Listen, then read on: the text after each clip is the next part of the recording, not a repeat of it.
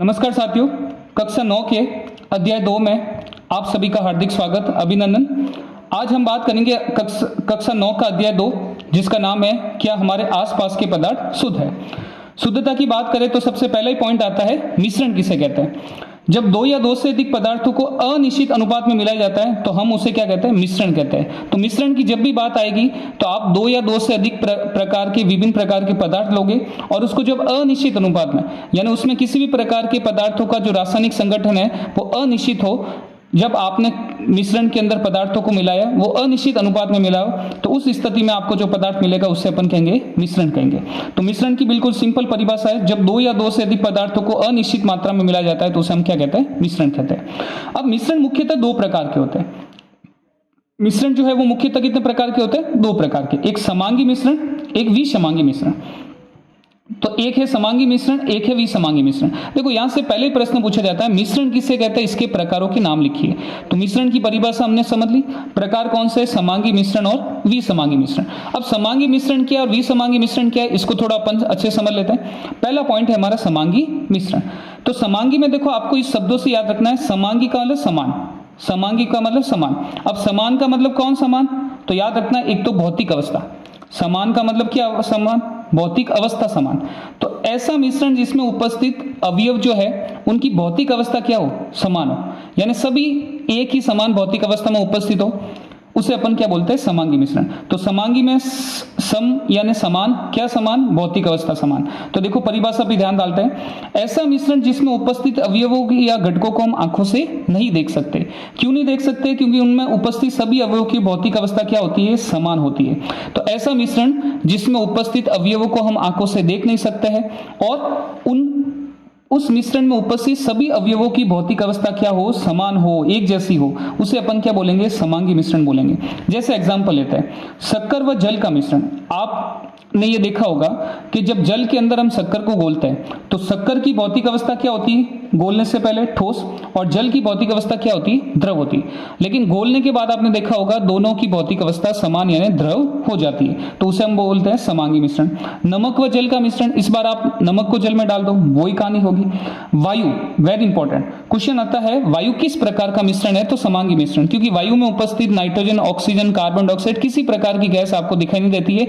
और दूसरा यदि अपन बात करें, सभी की भौतिक अवस्था गैस ही है, और जब भौतिक अवस्था समान हो तो उसे हम क्या बोलते हैं, समांगी मिश्रण। सोडा वाटर हो गया, कोल्ड ड्रिंक्स, ये सभी जो है वो किसके अंतर आएंगे, आपके समांगी मिश्रण के अंतर्गत आता है। फिर अपन बात करते हैं विसमांगी मिश्रण के बारे में कि भाई विसमांगी मिश्रण कितने कहते हैं। देखो वी वर्ड आकर इसका मतलब ये हो गया असमान, वी का मतलब क्या हो गया, असमान, और असमान क्या, भौतिक अवस्था, यानी ऐसा मिश्रण जिसमें उपस्थित अवयवों को आसानी से देखा जा सकता है। मुझे बताओ, जब भौतिक अवस्था अलग अलग होगी तो आप उस मिश्रण में उपस्थित अवयवों को आसानी से देख सकते हो।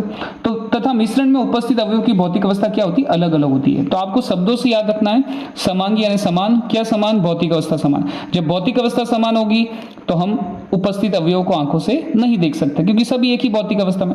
जबकि विसमांगी मिश्रण में वी का मतलब असमान, असमान क्या, भौतिक अवस्था असमान। जब भौतिक अवस्था असमान होगी तो उपस्थित मिश्रण में जो घटक है उनको हम आसानी से देख सकते हैं, तो उसे अपन क्या बोलेंगे, विसमांगी मिश्रण। अब विसमांगी मिश्रण के एग्जाम्पल कौन कौन से, उस पर अपन बात कर लेते हैं। पहला हमारा एग्जाम्पल है, उदाहरण है तेल व जल का मिश्रण। तो तेल व जल का मिश्रण आप कहोगे सर यहाँ पर ये तो आपने बोला कि भौतिक अवस्था समान हो और असमान हो, तो यहाँ तेल भी द्रव है, जल भी द्रव है, तो दोनों की भौतिक अवस्था समान तो होना चाहिए समांगी मिश्रण। लेकिन होता क्या है विसमांगी, क्योंकि इसमें उपस्थित जो अवयव है उनको हम पृथक पृथक देख सकते हैं। तो यहाँ पर हम तेल व जल के अवयवों को पृथक पृथक देख सकते हैं, इसलिए कैसा होगा, विसमांगी मिश्रण होगा। जल व चॉक पाउडर का मिश्रण, बिल्कुल चॉक पाउडर आपको जल में घुलने के बाद भी दिखाई देगा। इसी प्रकार मिट्टी और जल का मिश्रण, भाई मिट्टी को आप जल में डाल दो या मिट्टी के कण को देख लो, तो मिट्टी में भी अलग अलग प्रकार के कण, अलग अलग प्रकार की साइज के कण होते हैं, तो वो भी कैसा होगा, विसमांगी मिश्रण होगा। अब हम बात करते हैं मिश्रण के जो समांगी और विसमांगी मिश्रण है, उसको आगे जाकर तीन प्रकारों के बारे में अपन बात करेंगे। सबसे पहले हम बात करते हैं विलयन के बारे में। तो विलयन से काफी ज्यादा इंपॉर्टेंट क्वेश्चन पूछे जाते हैं, तो याद रखना इस विलयन को अच्छे से आपको समझना है कि विलयन जिसको इंग्लिश में हम सॉल्यूशन भी बोलते हैं, तो ये सॉल्यूशन है क्या, तो ध्यान से समझना इसको। विलयन किसे कहते हैं? तो जब दो या दो से अधिक पदार्थों का समांगी मिश्रण तैयार होता है तो उसे अपन क्या बोलते हैं? विलयन। यानी विलयन दो या दो से अधिक पदार्थों का कौन सा मिश्रण है? समांगी मिश्रण है। वेरी इंपॉर्टेंट याद रखना। यानी विलयन के अंदर जो भी घटक होंगे उन्हें हम आंखों से देख नहीं सकते, इस सभी की भौतिक अवस्था समांगी यानी समान होगी। तो समांगी मिश्रण का जो दो या दो से अधिक पदार्थों का मिश्रण है वही क्या कहलाता है? विलयन कहलाता है। अब बात करते हैं विलयन मुख्यतः बना किससे होता है? तो याद रखना विलयन मुख्य रूप से दो घटकों से मिलकर बना होता है। तो जब भी विलयन की बात करेंगे तो उसमें दो घटक आएंगे, एक तो याद रखना हमेशा विलय प्लस दूसरा क्या होगा? विलायक। पहला तो कौन सा होगा? विलय, और दूसरा क्या होगा? विलायक। तो याद रखना विलयन हमेशा दो घटकों से मिलकर बना होता है, विलय प्लस विलायक।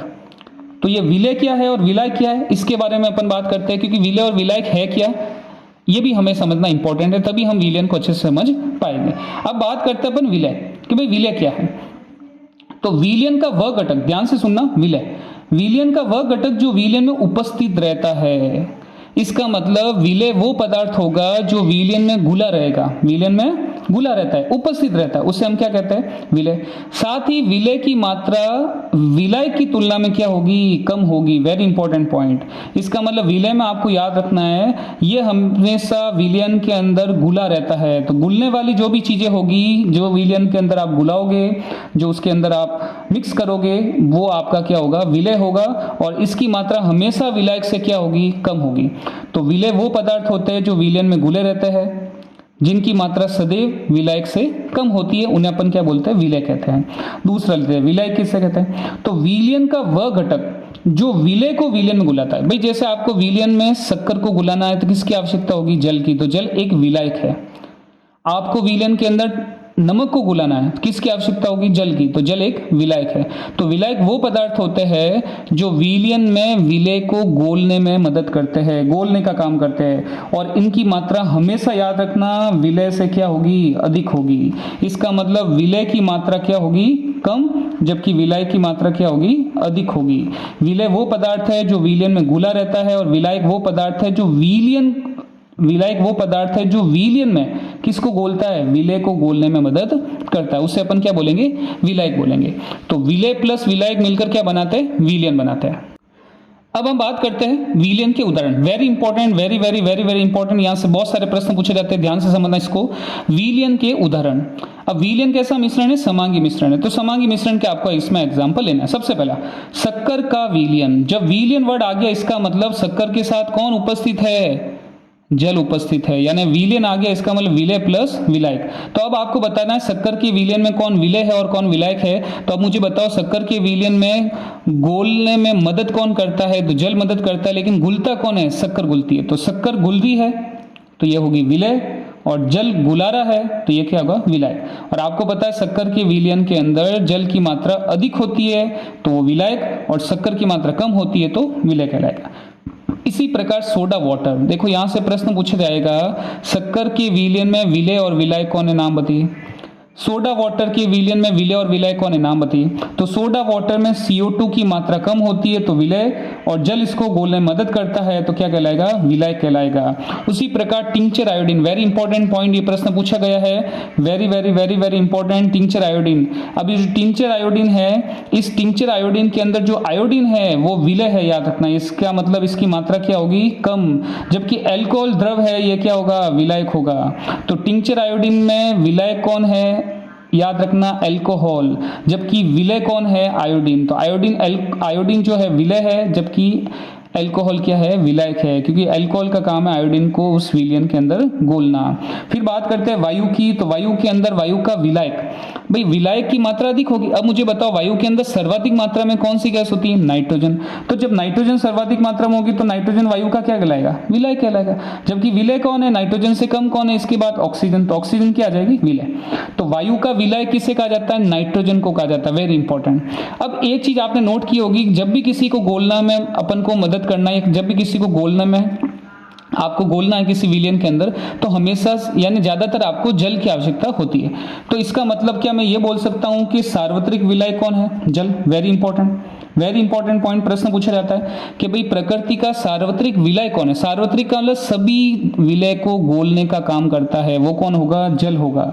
तो प्रकृति का सार्वत्रिक विलय कौन सा है? जल।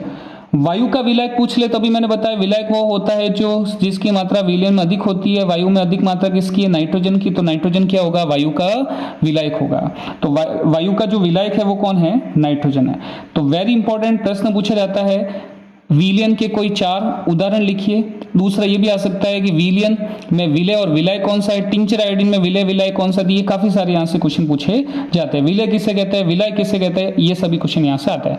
अब अपन बात करते हैं विलय के गुणधर्म की भी, कि भाई विलय के क्या क्या गुण होते हैं। वेरी इंपॉर्टेंट, ये भी इंपॉर्टेंट प्रश्न आया। देखो सभी से मैं जहाँ जहाँ इंपॉर्टेंट कर रहा हूँ वो सभी आपके एग्जाम में आने वाले क्वेश्चन है, इसलिए आपको थोड़ा सा ध्यान से इसको समझना है। और सभी एकदम अच्छे से नोट्स बने हुए हैं, तो आपको जब भी ये पढ़ रहे हो तो इसको साथ में आप अपनी कॉपी को लेके ये नोट्स बनाते चले जाओ। ऐसा नहीं है कि आपको केवल एक बार देख लिया और समझ लिया, ऐसा नहीं। आपको इन चीज़ों को वापस अपनी कॉपी के अंदर नोट डाउन भी करना है ताकि ये चीज़ें आपकी क्लियर होती जाए। और कोई भी प्रॉब्लम आए तो आप टेक्स्ट में आप अपने यूट्यूब मैसेज में के जरिए आप मुझे बता सकते हो, तो वो मैं देख के आपका उसका सॉल्यूशन कर दूंगा। अब हम बात करते हैं विलयन के गुण के बारे में। विलयन के गुण के बारे में बात करें तो विलयन एक समांगी मिश्रण, अभी मैंने बताया विलयन कैसा मिश्रण होगा? समांगी। तो ये पहला गुण हो गया आपका। दूसरा, विलयन के कणों का आकार, विलयन के कणों का आकार बहुत सूक्ष्म होता है। यानी विलयन के जो कण होते हैं, जैसे आपने शक्कर को जल में डाला तो उस विलयन के अंदर शक्कर और जल के कण इतने छोटे होते हैं कि हम इन्हें आंखों से देख नहीं सकते, हम नग्न आंखों से नहीं देख सकते। कणों का आकार देखो, अब यहां पर कणों का जो आकार है वो 1 नैनोमीटर से भी कम होता है। याद रखना, वेरी इंपॉर्टेंट, 1 नैनोमीटर से भी क्या होता है? कम होता है। तो याद रखना, विलयन के कणों का जो साइज होता है, उसके जो घटकों का साइज होता है वो 1 नैनोमीटर से भी कम होता है, इसलिए हम इन्हें आंखों से नहीं देख सकते। तो पहला गुणधर्म कौन सा था? विलयन एक समांगी मिश्रण है। दूसरा, विलयन के कण इतने सूक्ष्म होते हैं कि हम इन आंखों से नहीं देख सकते। कितने सूक्ष्म? 1 नैनोमीटर से भी कम। नैनोमीटर याद रखना, परमाणु की साइज को, परमाणु के आकार को मापने वाली सबसे छोटी इकाई है। तो इतना छोटा ये आपके विलयन के कण होता है।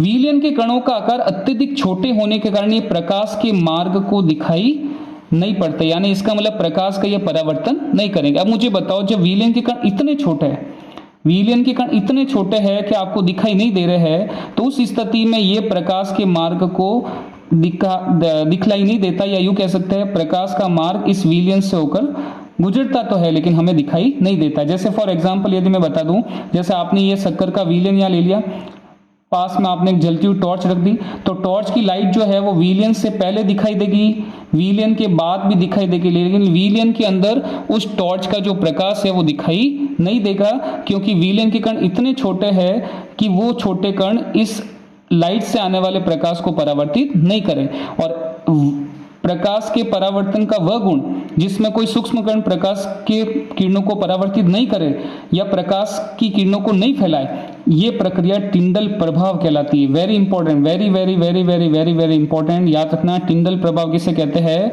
तो टिंडल प्रभाव का मतलब ये हो जाता है कि जब किसी भी माध्यम के कण प्रकाश की किरणों को परावर्तित नहीं करे, या यूं कह सकते हैं जब भी किसी विलयन की या किसी भी पदार्थ के कण प्रकाश की किरणों को परावर्तित कर उसके मार्ग को नहीं बताए, तो वो प्रक्रिया जो है वो टिंडल प्रभाव को नहीं दर्शाती। इसका मतलब टिंडल प्रभाव का मतलब प्रकाश का परावर्तन होना, किसकी सहायता से? सूक्ष्म कणों की सहायता से।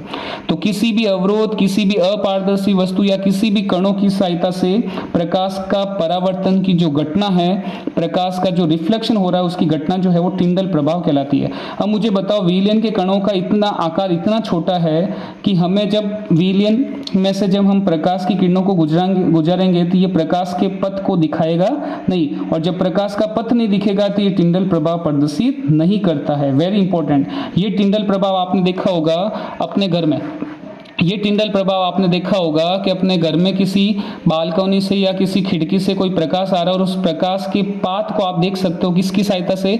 सूक्ष्म कणों की सहायता से। वहाँ बहुत सारे सूक्ष्म कण इधर उधर भागते हुए दिखाई देते होंगे आपको, तो वहाँ पर आपको एक प्रकाश का पथ नजर आता है, प्रकाश का एक पाथ नजर आता है। वो पाथ किस कारण नजर आता है? उन सूक्ष्म कणों की वजह से जो इधर उधर गति करते हुए आपको प्रकाश का परावर्तन कर बता रहे, वो टिंडल प्रभाव कहलाता है।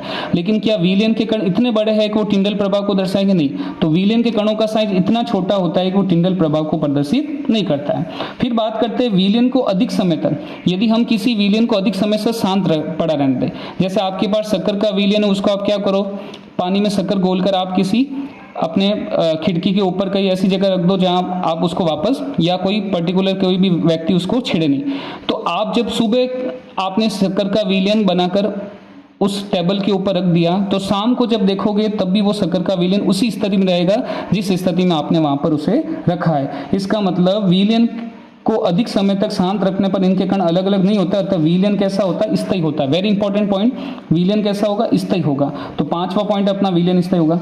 अब क्या विलयन के कणों को हम छानकर इनके घटकों को अलग कर सकते हैं क्या? नहीं। तो विलयन को भौतिक विधि, जो छानने की विधि है, फिल्ट्रेशन, उसके द्वारा हम इनके कणों को अलग नहीं कर सकते। तो कुल कितने हमने विलयन के गुण ले लिए? 6। वापस बोल रहा हूं, पहला, विलयन एक समांगी मिश्रण है। दूसरा, विलयन के कणों का साइज 1 नैनोमीटर से भी कम होता है, इसलिए हम इन आंखों से नहीं देख सकते। तीसरा, विलयन के कणों का आकार इतना छोटा होता है कि ये प्रकाश के मार्ग को नहीं दिखाता। तो प्रकाश का मार्ग इसमें दिखा नहीं देगा, और जब प्रकाश का मार्ग नहीं दिखेगा तो क्या टिंडल प्रभाव दर्शाएगा? नहीं।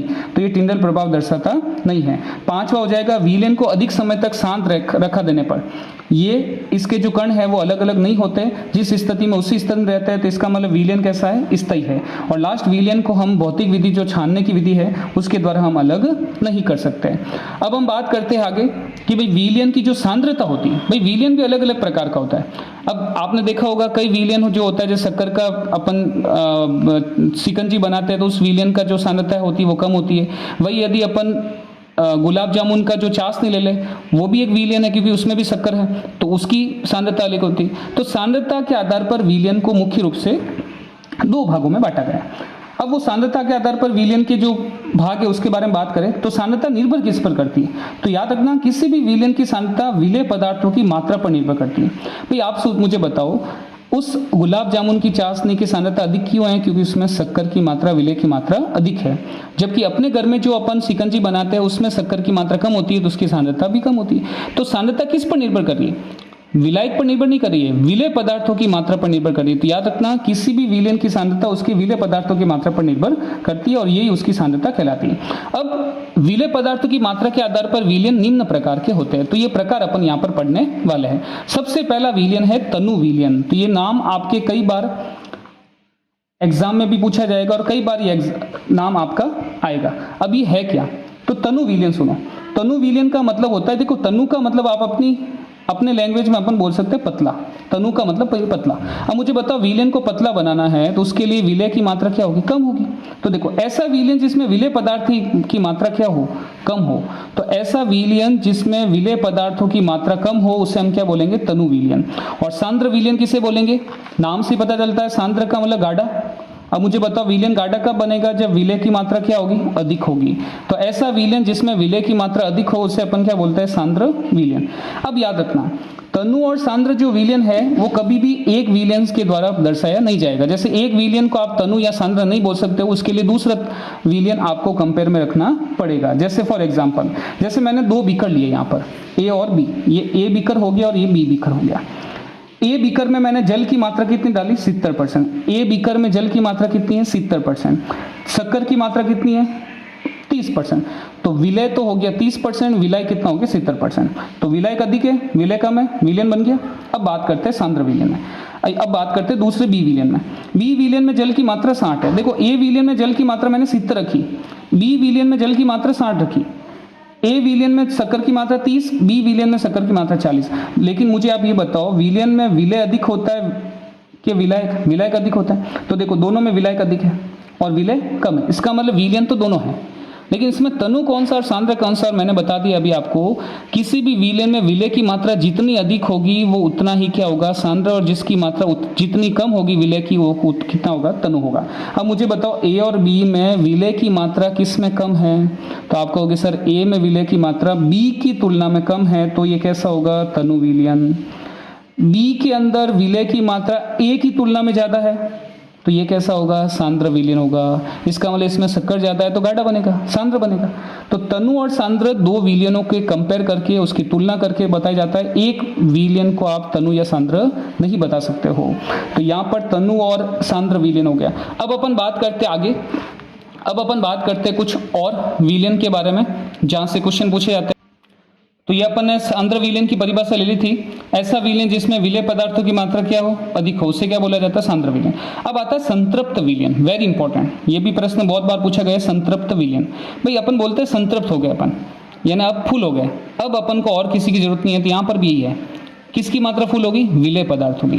तो आपको पॉइंट से समझना है, संतृप्त हो गए, हम तृप्त हो गए, तो संतृप्त तृप्त का मतलब हम फुल हो गए। तो देखो ऐसा विलयन जिसमें और अधिक विलेय पदार्थ मिलाया नहीं जा सकता, भाई अब वो विलयन तृप्त हो गया, फुल हो गया, संतृप्त हो गया, अब उसे और किसी विलय की जरूरत नहीं है, और अभी और किसी विलय की जरूरत नहीं है, और अपन उसमें विलय नहीं मिला सकते हैं। तो ऐसा विलयन जिसमें और अधिक विलेय पदार्थ नहीं मिला सकते, उसे आप क्या बोलोगे, संतृप्त विलयन बोलोगे, वेरी इंपॉर्टेंट, संतृप्त विलयन। यानी आपने क्या किया, एक बीकर के अंदर, एक ग्लास के अंदर आपने पानी लिया, फिर 1 चम्मच शक्कर, फिर 2 चम्मच, फिर 3 चम्मच, 4 चम्मच, 5 चम्मच, ऐसे लगातार आप डालते जा रहे हो। एक अवस्था ऐसी आएगी जब आप उसके अंदर और शक्कर विलेय पदार्थ नहीं मिला सकते, उसे अपन क्या बोलेंगे, संतृप्त विलयन।